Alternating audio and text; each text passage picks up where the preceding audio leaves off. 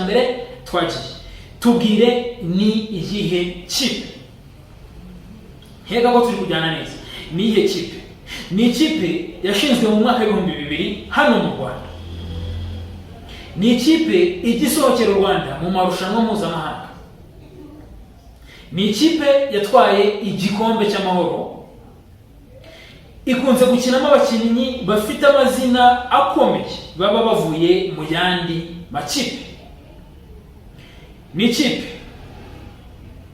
iri mu makipe agira abafana benshi hano mu Rwanda, no gutabagereranya na ba Murera Rayon Sport. Ni ikipe ikibazo cya mikoro ntikijya kirangwa muri ino kipe. Ntabwo igira ibibazo bya mikoro. Kugira ngo ndebe gusobanura neza ku buryo ukurikirana ino shampiyona, cyangwa se uri umuntu uri sharp ujye wumva amakuru y'imikino, cyangwa se ujye ubasha gukurikirana shampiyona y'u Rwanda wamaze kuyumva. Kanye gusubiriremo. Tubwire ikipe. Ni iyihe kipe yashinzwe mu mwaka wa 2000 hano mu Rwanda, igisohokera u Rwanda mu marushanwa mpuzamahanga? Ni ikipe kandi yatwaye igikombe cy'amahoro. Ikipe ikunze gukinamo abakinnyi bafite amazina akomeye baba bavuye mu yandi makipe. Ni ikipe igira abafana benshi. Iri mu makipe igira abafana benshi, ariko ntabwo bagiranye abafana bayo na ba Murera Rayon Sport. Ni ikipe kandi itagigira ibibazo bya mikoro. Icyo cyari cyambere. Tangira ibihe byiza cyane wowe wahisemo gukanda subscribe kuri Electropower Academy.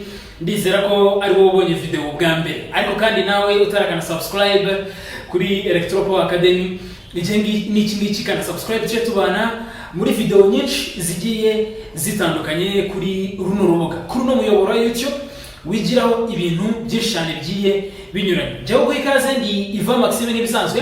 Reka nizere ko ukomeje kubugubwa neza cyane aho uri hose, yaba wowe uri mu Rwanda, wowe uri hanze y'u Rwanda, wowe uri muri Afrika mu gace cyangwa se mu karere k'iburasirazuba bwa Afrika, wowe uri muri Afrika ahandi hose, cyangwa se uri ku mugabane w'Iburayi, ku mugabane wa Amerika n'ahandi hose ku isi ukurikiye ino video.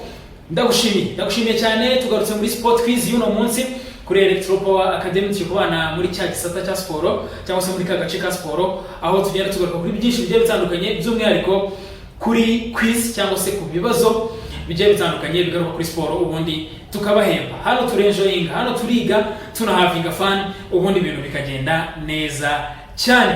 Nkuko mubimenyereye rero, tugenda dutangira tugaruka ku kibazo cyabajijwe ubushize, tureba batatu bari buhembwe n'icyo barahembwa, ubundi tugaruka ku bibazo bindi by'uyu munsi, muhita musubiza, ubundi bikagenda neza cyane, tugatangira turya ibihembo byacu hano kuri Electropower Academy.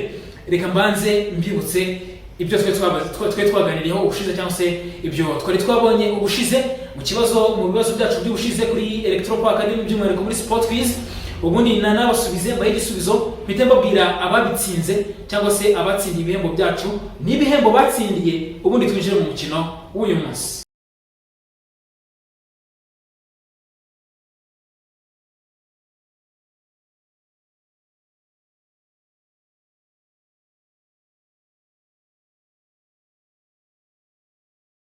N'umwe rero bari mu kibuga, cyangwa se bagiye mu kibuga ubwo mu 2004 twakinaga kan mwizamu hari harimo Ramadan Nkunzingoma. Niba warasubije Ramadan Nkunzingoma, uri umwe mu banyamahirwe tayari twamaze kwinjira mu mukino. Tangira vivre ko wasubije neza cyane. Mwizamu harimo Ramadan Nkunzingoma.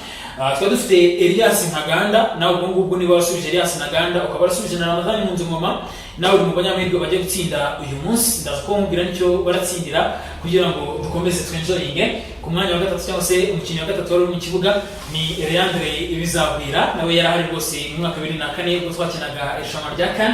Undi mubwira ni Canisius Ibizimana, mujyanira na Abdul Sibomana. Abo batanu maze kukubwira, niba warabanditse rwose ubu bahagaze neza mu mukino wacu wa sport quiz hano kuri Electropower Academy. Turakomeza mpaka nujuje 11. Uwa gatandatu ni Ahmad Ndikumana, nawe yari ari muri ino ekipe ya 11 cyangwa se yari muri 11 bitabiriye no kane 2004 ku ruhande rw'Amavubi cyangwa se bakiniye Amavubi. Ku mwanya wa karindwi reka mubwire kabuhariwe unazwi cyane n'abakiri bato cyangwa se ababasha no gukurikira ruhago muri ino myaka, witwa Eric Nshimiyimana wanamamaye nyuma yaho kuko yaje no kuba umutoza wa ekipe zigiye zitandukanye zirimo na AS Kigali. Abedi Saida Makasi nawe yarahari mu mwaka 2004 muri ekipe nationale Amavubi, ubwo twitabiraga kandi iki gihe nanjye nayo nkiri munsi ariko ndumva ari bimwe mu byo ngenda nibuka byiyo kandi rwose muri icyo gihe. Nawe niba baramaze kwandika bano barindwi bano umunani baza kukubwira uhagaze neza mu mukino wacu, uri mu banyamahirwe batatu bashobora kuza gutsinda uyu munsi. Ku mwanya wa munani kamubwire ku mwanya wa 9 sorry kamubwire Olivier Karekezi, kabuhariwe Olivier Karekezi nawe yaje kwamamara nyuma y'ibihe kuko nyuma y'ibihe bya kandi kuko yaje no kuba umutoza wa ekipe ya Rayon Sport cyangwa se ekipe ifite abakunzi benshi mu Rwanda. Rayon Sport yaje kuba yitoza nawe yari kumwe n'ikipe y'Amavubi ekipe nationale y'u Rwanda mu mwaka wa 2004 mu irushanwa rya CAN. Olivier Karekezi akaba ari nawe top scorer w'ibihe byose cyangwa se watsinze ibitego byinshi maginga ya by'ikipe y'igihugu. Olivier Karekezi nacyo twarakibajije mu bibazo byacu byabanje bya Sport Quiz. Naho ubundi ku mwanya wa 10 kamubwire Joao Elias Manamana. Joao Elias Manamana n'umukinnyi ukunzwe nawe ni umukinnyi ukunzwe cyane muri ibyo bihe, ndetse na nyuma yaho yaje kuba akomeza kuba umustar hano mu Rwanda, by'umwihariko nk'umukinnyi mwiza wari waritabiriye na kani ku ruhande rw'Amavubi mu mwaka wa 2004. Reka nsoreze kuri Desire mbona buke. Niba warasubije abana bakinnyi 11 gutya bakubwiye uri umunyamahirwe kuko ugiye gutsindira iki gihembo. Baba baguha amashyi kabisa, baba baguha amashyi abo mwegeranye bamaze kumva ko wasubije neza abana bakinnyi, baba baguha amashyi kuko ushobora kuza muri bano mahirwe batatu yo gutamubwira batsindiye iki gihembo cyo guhabwa itike yo kujya kureba umukino bifuza w'amahitamo yabo wa shampiyona y'u Rwanda, itike yo kujya kureba umukino w'amahitamo yabo aho bihitiyemo mu ntara wo kujya kureba shampiyona y'u Rwanda icyiciro cya mbere mu mupira w'amaguru. Waratwandikira kuri email yacu electropoweracademy@gmail.com electropoweracademy@gmail.com. niba uri umwe muri bano batatu ubundi uduhe email yawe cyangwa se uduhe andi makuru ajyanye nawe kugira ngo tuze kubona ko tuguha itike y'umukino uraza kwihitiramo ukujyana kureba umukino ushaka wabereye mu ntara muri shampiyona y'u Rwanda icyiciro cya mbere umupira w'amaguru. Ni igihembo cyiza cyane ngo nabatsinze muri Sport Quiz y'ubushize. Reka none dukomeze tubareba nabo batatu batsinze muri Sport Quiz y'ubushize. Batatu batsinze uyu munsi nkuko maze kubabwira batsindiye itike yo kujya kureba umupira w'amaguru cyangwa se shampiyona y'icyiciro cya mbere. Umupira umwe w'amaguru bashaka rwose uzabera hano mu ntara bazatwandikira kuri electropoweracademy@gmail.com ubundi tube tubabwira uburyo baza kubona iyo tike ya batatu batsinze. Njye guhera kwa gatatu kurikizaho kabiri njya kuwa mbere. Uwa gatatu ni Kwihangana Jean d'Amour. Felicitation kabisa utsindiye itike yo kujya kureba umupira w'amahitamo yawe rwose mu ntara hafi iwanyu. Umupira uzaba uze kutwandikira tuzaguhe itike yo kujya kureba iyi match y'amahitamo yawe. Ku mwanya wa kabiri turahasanga Hakizimana Elisa nawe yatsindiye itike yo kujya kureba umupira. Ku mwanya wa gatatu turahasanga Byiringiro Samuel nabatsinze muri Electropower Sport Quiz yabaye ku itariki 20 z'ukwezi kwa mbere uyu mwaka wa 2025. Ari nako mpita nifuriza amahirwe masa wowe ukurikiye video nifuriza amahirwe masa kuba umunyamahirwe muri ino Sport Quiz y'uno munsi hano kuri Electropower Academy. Yo kuba tubagezaho ibibazo byayo byose biri ku cyambere kuza kugera ku cyanyuma. Ni ibibazo bitanu, ni ibibazo byoroshye, ni ibibazo umuntu wese byibuze ububahirije amategeko n'amabwiriza araza kuba afite ubushobozi bwo kuza gutsinda. Ni umuntu rwose uraza kuba yakurikije amategeko n'amabwiriza araza kuba atsinda. Ibino bibazo biroroshye cyane. Naho ubundi turaza gufata abandi banyamahirwe batatu tuzababwira igihembo bazatsindira muri video yacu itaha nk'uko bisanzwe. Tuzanababwira muri video yacu itaha Sport Quiz izajya bageraho ku munsi wo kwa gatanu. Mu gihe ku munsi wo kwa mbere tuzatubagezaho Showbiz Quiz, tuzatugaruka ku bibazo bigiye bitandukanye bya entertainment na showbiz. naho muri ku munsi wo kuwa gatatu tubagezeho General Science Quiz, nabwo tugende tubaha ibihembo bigiye bitandukanye. Tuzabaha amatike yo kujya kureba ibitaramo by'abahanzi, ibitaramo by'umuziki, tuzabaha amatike yo kujya gusura ahantu nyaburanga hagiye hatandukanye. Hari abo tuzaha amatike yo kujya gusura mu Birunga, muri Nyungwe, mu Kagera, muri General Science Quiz. Hari abo tuzaha amatike yo gusura abafatanyabikorwa bacu bakora mu bijyanye na siyanse, ubwo n'abazaba batsinze muri General Science Quiz izajya iba kuwa gatatu. Naho mu gihe ku munsi wo kuwa gatanu tuzaba twibereye muri Sport Quiz nkuko mugenda mubikurikirana cyane umunsi ku wundi hano kuri Electro Power Academy. Reka noneho tugende tureba ibijyanye n'amategeko n'amabwiriza cyangwa se ibisabwa kugira ngo uwabajijwe agasubiza kuri Electro Power abe umunyamahirwe utsindira ibihembo byacu. Bakunzi ba Electro Power Academy rero, by'umwihariko aba Sport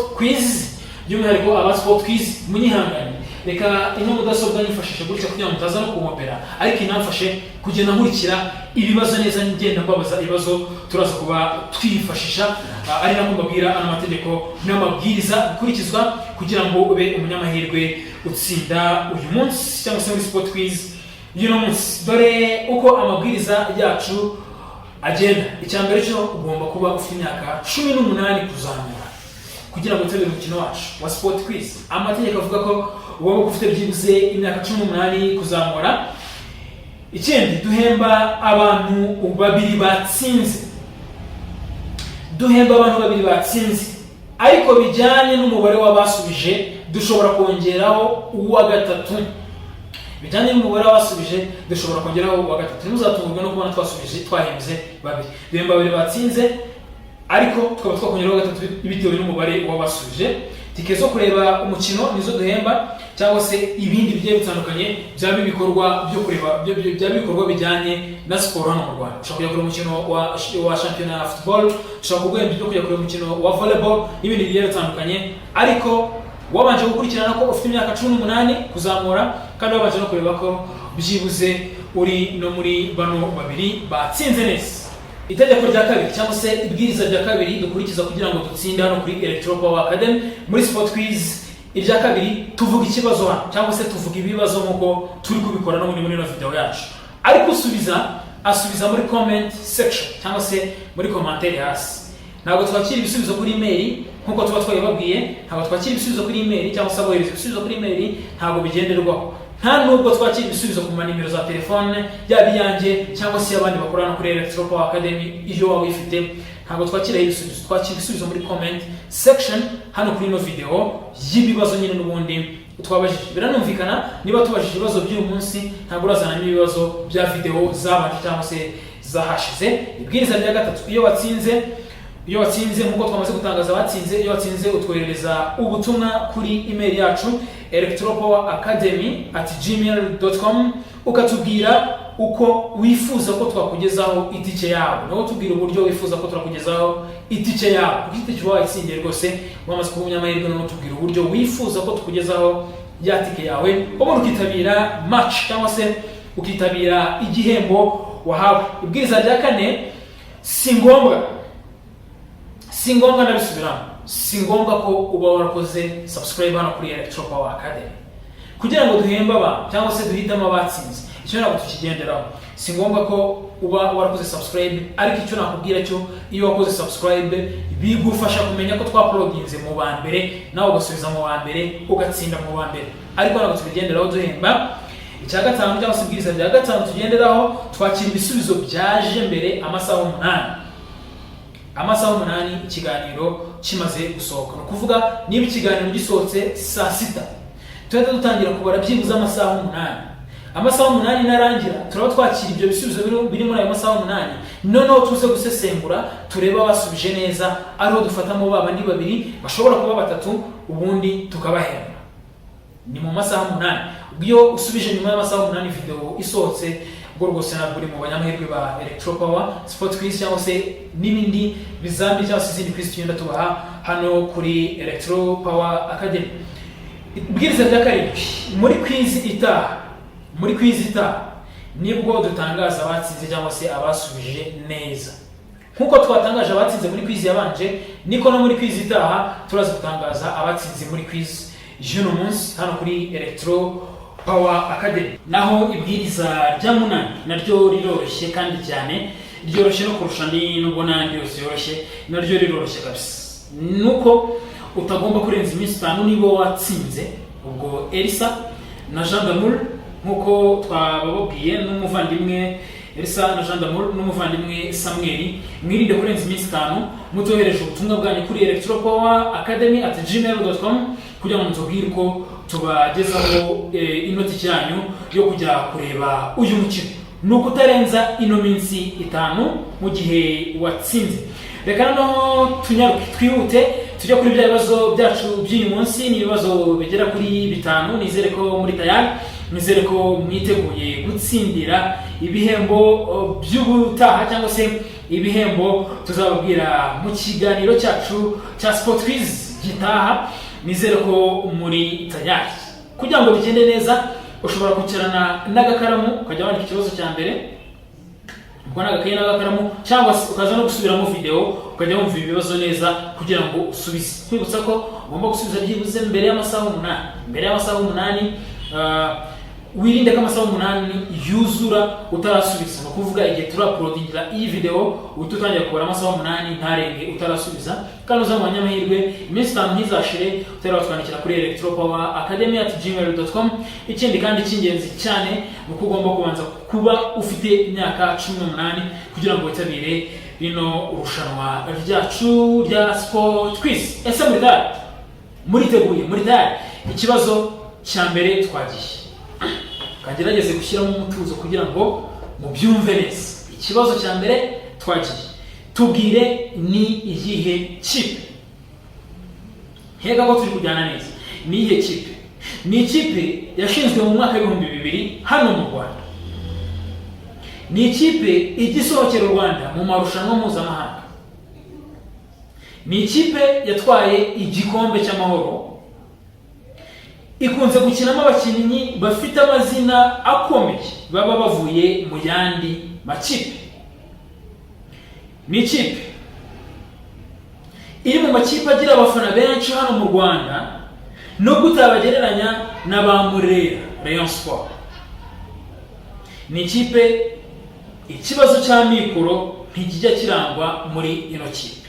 Ntabwo igira ibibazo bya mikoro. Kugira ngo ndebe gusobanura neza ku buryo ukurikirana ino shampiyona, cyangwa se uri umuntu uri sharp ujya wumva amakuru y'imikino, cyangwa se ubasha gukurikirana shampiyona y'u Rwanda wamaze kuyumva. Kanye gusubiriremo, tubwire ikipe ni iyihe kipe yashinzwe mu mwaka wa 2000 hano mu Rwanda, igisohokera u Rwanda mu marushanwa mpuzamahanga. Ni ikipe kandi yatwaye igikombe cy'amahoro. Ikipe ikunze gukinamo abakinnyi bafite amazina akomeye baba bavuye mu yandi makipe. Ni ikipe igira abafana benshi. Iri mu makipe igira abafana benshi, ariko ntabwo bagiranye abafana bayo n'abamurera Rayon Sport. Ni ikipe kandi itagigira ibibazo bya mikoro. Icyo cyari cya mbere. Tangira usubize, wirinde kohereza ibisubizo utarasubiza ibibazo byose ari 5, uze kugerageza ibibazo byose usubirize hamwe cyangwa se ibyohereza muri comment imwe hano muri comment section kuri Electropower Academy. Mwibutsa ko uri kanze subscribe bituma video zacu zitaha uzibona mu bambere, ubundi ugasubiza mu bambere ibibazo ukaduha ibisubizo hakiri kare kugira ngo natwe tubashe kuba twakubona mu bambere tuguhembe. Ikibazo cya kabiri kiri muri Sport Quiz yacu no munsi kiragira kiti tubwire ni uwuhe mutoza. Uwo ni umutwe w'ikibazo. Ni uwuhe mutoza? Ni umwe mu batoza bafite amazina akomeye mu mupira w'amaguru hano mu Rwanda. Ni umwe mu batoza bafite amazina akomeye hano mu mupira w'amaguru mu Rwanda. Yamenyekanye cyane kubera ubunararibonye bwe mu gutoza amakipe akomeye no mu kugira uruhare mu iterambere rya shampiyona y'u Rwanda. Nicyo kintu cyamenyekanishije cyane n'umutoza, akaba yaratoje ano makipe akurikira. Dore amakipe rero yatoje. Amakipe yatoje hano mu Rwanda mu rugendo rwe rwo gutoza, cyangwa se nk'umutoza muri shampiyona hano mu Rwanda ndetse no mu Rwanda muri rusange. Yatoje ikipe ya APR Football Club, yatoje ekipe ya Rayon Sport Football Club, yatoje ikipe ya Atraco Football Club, yatoje ikipe ya Kiyovu Sport, ndetse atoza n'ikipe y'igihugu Amavubi. Tubwire uwo mutoza ninde? Yatabarutse mu mwaka wa 2015. Imana ikomeze muhe kuruhukira aheza. izina rya Electropa rwose Electropa Academy by'umwihariko muri sport quiz yacu tumwifuje gukomeza kuruhukira mu mahoro n'iruhuko ridashira. Ikibazo cya kabiri zero kwacu muri Shenesi tubwira umutoza wamenyekanye cyane hano muri shampiyona y'u Rwanda, amenyekana cyane ubwo yatozaga mu makipe agiye atandukanye arimo APR Football Club, Rayon Sport Football Club, Atraco, Kiyovu ndetse atoza n'ikipe y'igihugu Amavubi. Tujya ku kibazo cya gatatu. Ikibazo cya gatatu nacyo gifite umutwe ugira uti ni uwuhe mukinnyi? Cya mbere wibuke neza twakomeje uwuhe mukinnyi, cya kabiri uwuhe mutoza, icya gatatu ni uwuhe mukinnyi. Azwi cyane mu mupira w'amaguru, yari umwe mu bakinnyi b'abahanga hano muri shampiyona y'u Rwanda bafite impano idasanzwe. Yavukiye Kinshasa, ngo ni muri Repubulika Iharanira Demokarasi ya Kongo cyangwa se DRC. Nyuma yaje kuba umunyarwanda wuzuye ufite ibyangombwa nyine by'uko ari umunyarwanda, ahagararira n'ikipe y'igihugu Amavubi. Baratubwira nyine uwo mukinnyi ni umukongomani, yavukiye muri Kongo, muri Kinshasa cyangwa se mu murwa mukuru wa Kongo, muri Repubulika Iharanira Demokarasi ya Kongo, aza kuba umunyarwanda wuzuye, akina no muri no shampiyona y'u Rwanda. Dore amakipe yakiniye rero, yakiniye amakipe atandukanye muri Repubulika Iharanira Demokarasi ya Kongo, ariko akina amakipe yo mu Rwanda, akina niyo muri Tanzania. Yaje kuba akina ikipe ya Rayon Sport Football Club hano mu Rwanda, aza gukinira ikipe ya APR Football Club, ikipe y'icubahiro rwose hano mu gihugu cyacu cy'u Rwanda, ariko aza no kujya hanze mu gihugu cya Tanzania akinira ikipe ya Simba hariya mu gihugu cya Tanzania. By'umwihariko mu kipe mubwiye byibuze atatu, akaba yaravukiye no muri Kinshasa. Biraza kukubwira umukinnyi uwo ari we, utubwire. Yari umukinnyi ukina hagati mu kibuga, iyo ni indi nagoha, yari mu midfielder hano muri izo shampiyona zose yakinaga hagati mu kibuga, akaba yarabaye ikirangirire kubera imbaraga zidasanzwe, ubuhanga mu gutanga imipira ndetse no kuyobora bagenzi be mu kibuga. Yaranzwe no kugira ubuyobozi buhambaye cyane mu kibuga ndetse no muri vestiaire, akaba yarakundwaga cyane n'abafana kubera imyitwarire ye no kwitanga kwe. Yitabye Imana tariki ya 17 Gicurasi 2012 azize impanuka y'imodoka yabereye i Dar es Salaam muri Tanzania. Urupfu rwe rwaje kubabaza abakunzi b'umupira w'amaguru hano mu Rwanda, muri Tanzania ndetse no muri Repubulika Iharanira Demokarasi ya Kongo aho yavukaga. Uwo mukinnyi rero ninde? Reka ngo yihitiye nyuma kuri kino kibazo. Yatabarutse akiri umukinnyi w'ikipe ya Simba, ya Simba yo muri Tanzania. Kusubiremo muri make, ni ikibazo cya gatatu. Tubwira umukinnyi. Yakinnye muri shampiyona y'u Rwanda, akina ikipe ya APR Football Club, ikipe ya Rayon Sport, aza gukina muri shampiyona ya Tanzania akinira ikipe ya Simba, ari nayo yaje gutabaruka agikinira. Ninde rero uwo mukinnyi? Dukomeze twihuta ku kibazo cyacu cya kane. Ikibazo cyacu cya kane turakubaza, ni uwuhe muyobozi wa Rayon Sport w'ibihe byose wanditse amateka kurusha abandi bose? Ni umuyobozi wa Rayon Sport w'ibihe byose wanditse amateka kurusha abandi bose, ntugendere ku marangamutima yawe, ahubwo yamenyekanye cyane nk'umuyobozi wateje Rayon Sport imbere mu buryo bw'imitegurire no guhuza ikipe n'abafana. Yahabaye perezida wa Rayon Sport mu bihe bitandukanye, cyane cyane mu gihe ikipe yari ifite ibibazo by'ubuyobozi. Ku buyobozi bwe, Rayon Sport yatsinze ibikombe bitandukanye, cyangwa se yatwaye ibikombe birimo shampiyona ndetse n'igikombe cy'amahoro. Yashimirwaga cyane ubuyobozi bwe mu gukemura ibibazo, by'umwihariko ibibazo by'ubukungu bw'ikipe no gushyira ikipe ku murongo mu bijyanye n'imitegekere, ndetse yagejeje Rayon Sport mu matsinda ya CAF Confederation Cup. Ikibazo ni cy'umwici, nuhe muyobozi wa Rayon Sport w'ibihe byose wabashije kwandika amateka kurusha abandi bose muri ino kipe ya Rayon Sport? Uraza kugenda kuri ibyo ngibyo nyine mubwiye. Yamenyekanye cyane nk'umuyobozi wa Rayon Sport wateje imbere Rayon Sport mu buryo bw'imitegurire ndetse no guhuza abafana n'abakinnyi. Akaba yarabaye perezida wa Rayon Sport mu bihe bitandukanye, cyane cyane mu gihe ikipe ya Rayon Sport yari ifite ibibazo by'ubuyobozi n'ibibazo by'ubushobozi.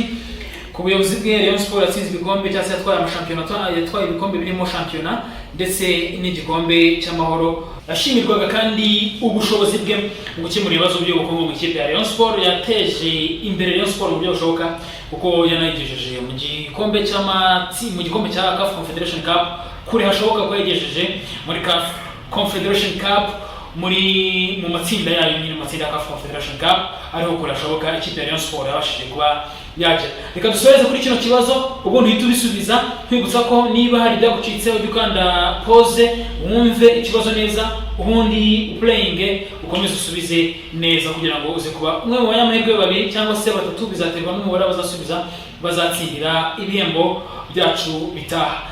Icya gatanu, tubwira umuyobozi w'ikipe ya Mukura. Yabaye umwe mu bayobozi ba Rayon Sport b'ibikorwa, yayoboraga ibikorwa nyine muri Rayon Sport, akaba yaragize uruhare rukomeye mu kugera kure kw'ikipe mu marushanwa atandukanye. Icyo ni cyambere bamumenyaho. Icya kabiri nuko yafashije ikipe kubona abaterankunga bashya no guteza imbere ibikorwa byayo. Ubwo ni ikipe ya Mukura. Tubwira umuyobozi w'ikipe ya Mukura. Yabaye mu ikipe ya Rayon Sport ari umuyobozi w'ibikorwa, akaba yaranayifashije kugira uruhare, akaba yaragize uruhare nyine rukomeye mu kugera kure kw'ikipe mu marushanwa atandukanye. Ariko kandi yaje gufasha ikipe ya Mukura kubona abaterankunga bashya no gukomeza gutera imbere mu bikorwa by'ikipe nyine ya Mukura. Ngo ujye kutubwira izina ry'uwo muyobozi. Ndamutse nkomeje gusoma cyangwa se gukurikiza ibyo nanditse ahangaha n'abateguriye n'abagiye mu bisubizo by'ibibazo nabaze kubabwira, oya subiza ibyo bibazo twamaze kuba tukubwira, ukurikize amabwiriza nakubwiye, kandi wibuke ko ngomba kuba byibuze ufite imyaka 18 kugira ngo ubane natwe kuri ino sport quiz y'uno munsi. Njye ndiva Maxime, tubana muri sport quiz ku munsi wo kwa gatanu, tubane muri showbiz quiz ku munsi wo kuwa mbere, tubane kandi muri general science quiz ku munsi wo kuwa gatatu. Ntuzaducika gukurikirana Extra Academy kuko cyo kujya tunabana mu makuru noneho agezweho agenda avugwa hirya no hino, by'umwihariko mu bintu byose bigiye bigezweho, ariko by'umwihariko amakuru ari kuvugwa kugira ngo ubane natwe ariko kandi ujyane n'igihe. Nta muntu wabanye na Extra Academy gagende asigara inyuma. Kwibutsa gukanda subscribe kugira ngo ujye ubana natwe kuva ku wa mbere kugera ku wundi wa mbere isaha iyo ari yose, ubundi ukomeze no kungukira mu bikorwa byacu tugenda tubagezaho kuri Electro Power Academy.